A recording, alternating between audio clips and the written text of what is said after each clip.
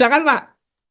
Siap, izin Ibu, terima kasih. Saya dari akademisi, kebetulan saya lulusan Magister Hukum Militer di Sekolah Tinggi Hukum Militer Angkatan ke-11 dan satu kelas dengan Jampit Mil yang pertama, Bapak Laksamana II Anwar Sadi. Mohon izin Jenderal, kami dari akademisi ingin bertanya mengenai tentang eh, jabatan strategis yang di mana jabatan strategis tadi saya sudah eh, dari kemarin saya sudah pertanyakan mengenai tentang 14 jabatan yang boleh ditempati oleh Tentara Nasional Indonesia. Tapi pada poin pertama saja yang saya pertanyakan Jenderal, karena dapat menempati posisi jabatan politik. Nah, pertanyaan saya, apakah tidak ditimbang pada saat revisi Undang-Undang TNI ini mengenai tentang Undang-Undang TNI tidak boleh berpolitik, yang dimana dasar hukumnya Undang-Undang Nomor 7 Tahun 2017. Mohon izin Jenderal, karena kalau jika bisa ditempati oleh Tentara Nasional Indonesia atau Angkatan Darat yang aktif, apakah tidak menjadi konflik of interest terhadap undang-undang tersebut? Mohon izin Jenderal. Itu pasal berapa Pak? Pasal berapa? Pasal 47. Oh, 47 di poin pertama, Kemenko Polkam, politik dan keamanan. Politik, saya mempertanyakan politiknya. Apakah itu tidak ditimbang Undang-Undang Nomor 7 Tahun 2017 bahwa Tentara Nasional Indonesia harus netral? Karena kalau dia menempati bidang posisi ini, apalagi jabatan strategis, pertanyaannya di mana netralitasnya? Apakah tidak ditimbang pada saat merancang undang-undang ini? Mohon izin. jadi Kemenko Polhukam karena ada kata politiknya gitu ya Pak ya?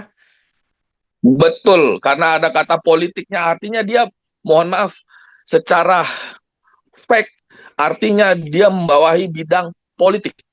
Oke, silakan Pak Kristome. Apakah nanti tidak akan tersandra demokrasi kita? Apakah nanti tidak akan tersandra masyarakat ketika dalam berpolitik nantinya di masa depan? Mohon izin.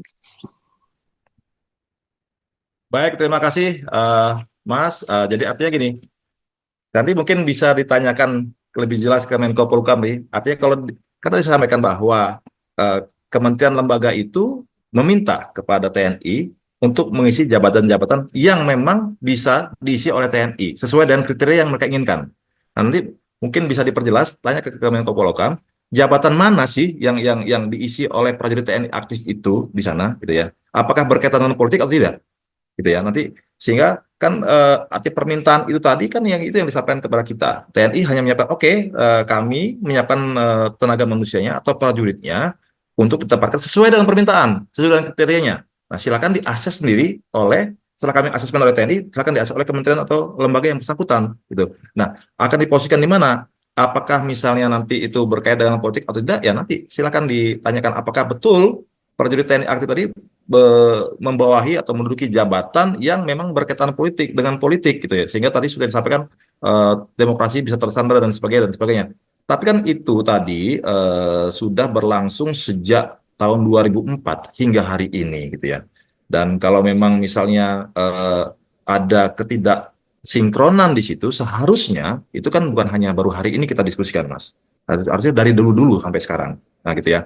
Tapi kan tadi lagi artinya saran ini sangat bagus sekali. Nanti kita perlu mungkin adakan kajian bersama gitu. Artinya kalau memang ada kegambangan atau kerisauan bahwa bisa menyandra demokrasi, ya kita sampaikan ke Kementerian Polhukam bahwa jangan jangan nih ya untuk posisi-posisi tertentu yang berkaitan dengan politik yang bisa menyandra demokrasi diisi oleh prajurit aktif yang nggak ada masalah. TNI yang mengikuti itu saja. Ya kami turut pada permintaan tadi, gitu Mas. Demikian, Bena.